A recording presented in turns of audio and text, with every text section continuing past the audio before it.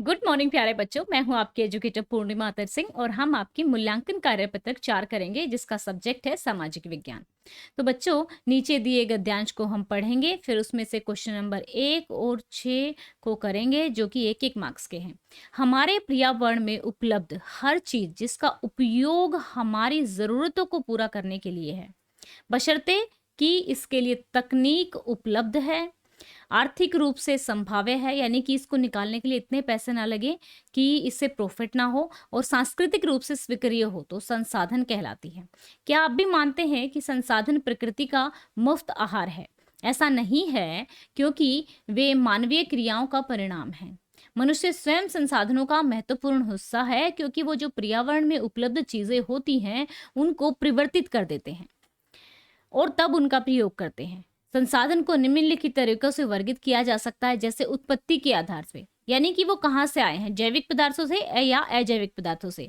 अब जैविक जैसे कि दूध हो गया, घी हो गया, ये किससे आता है? गाय भैंस से आता है। ठीक है, फल सब्जियां किससे आती हैं? ये पौधों से आती हैं। तो ये हो गए जैविक हमारे संसाधन। अजैविक कैसे हो गए? जैसे लोहा हो गया, एल्युमिनियम हो गया, ये सब, सोना हो गया, चांदी हो गया, ये सब अजैविक से आते हैं। समाप्तता के आधार पर, यानी कि कितनी जल्दी समाप्त होंगे या दोबारा बन जाएंगे, नवीकरणीय और गैर नवीकरणीय। स्वामित्व के आधार पर, यानी कि किसका उसके ऊपर अधिकार है। तो व्यक्तिगत भी हो सकता है, जैसे आपका घर आपका व्यक्तिगत है, सरकार का उस पर कोई अधिकार नहीं है। राष्ट्रीय भी हो सकता है, अंतर्राष्ट्रीय भी हो सकता है।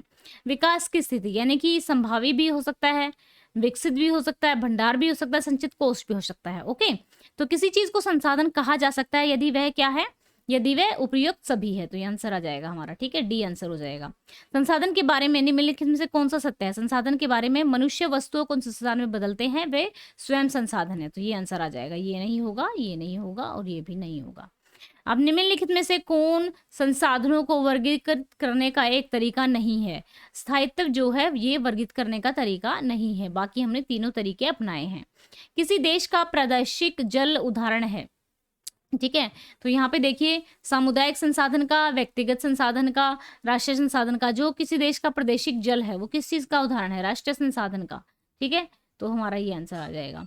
गैर नवीकरणीय संसाधनों का उदाहरण कौन है? पानी है, वन है, जीवाश्म ईंधन। ठीक है, जीवाश्म ईंधन होगा, जैसे कि कोयला हो गया, पेट्रोल हो गया, ये जीवाश्म ईंधन में आते हैं। तो ये सारे क्या हैं, ये जल्दी ही खत्म हो जाते हैं, रिन्यू नहीं होते हैं, नवीकरणीय नहीं होता है इनका। आपके घर के पास का सार्वजनिक पार्क किसका उदाहरण है? राष्ट्रीय ये है हमारा सामुदायिक संसाधन का। तो आंसर आ जाएगा डी। तो चलिए अब क्वेश्चन नंबर 3, 4, 5 एंड 6 करेंगे। बहुत आसान सा है। तो चलिए यहाँ पे पूछा गया है थर्ड क्वेश्चन में कि भाई मान लो एक स्टेट है। ठीक है, मान लो एक स्टेट है और जो वो स्टेट है ना, मतलब एक में तो क्या है, एक की तो पैसा बहुत ज्यादा है, यानी कि इनकम बहुत ज्यादा है, लेकिन दूसरे में क्या है, पढ़े लिखे लोग ज्यादा हैं और शिशु मृत्यु दर भी कम है, प्रदूषण का स्तर भी उस राज्य में कम है। तो आप कौन से वाले को ज्यादा विकसित मानेंगे? तो मैं बी राज्य को अधिक विकसित मानूंगा, क्योंकि राज्य ए की तुलना में राज्य बी में जीवन की गुणवत्ता बेहतर है, क्योंकि राज्य बी में मानव संसाधन अधिक स्वस्थ, साक्षर और वायु की गुणवत्ता भी अच्छी है। अब चलते हैं नेक्स्ट पे। वर्तमान में विकास को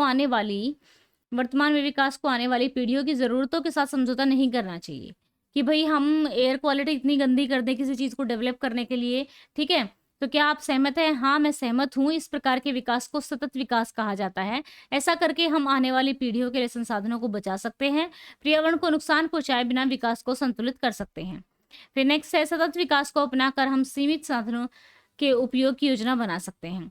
तो अब चलते हैं नेक्स्ट पे। मृदा अपर्दन क्या है? मृदा संरक्षण की किन्हीं 2 विधियों को लिखिए। मृदा अपर्दन होता है कि जब जो मिट्टी की ऊपर ऊपर की लेयर होती है ना, वो उतर के कहीं उड़ के चली जाती है, जैसे हवा से चली जाए, पानी से बह जाए। तो मृदा अपर्दन एक प्राकृतिक प्रक्रिया है जिसमें किसी खेत की ऊपरी मिट्टी को हवा और पानी जैसे भौतिक स्रोत द्वारा बहा दिया जाता है।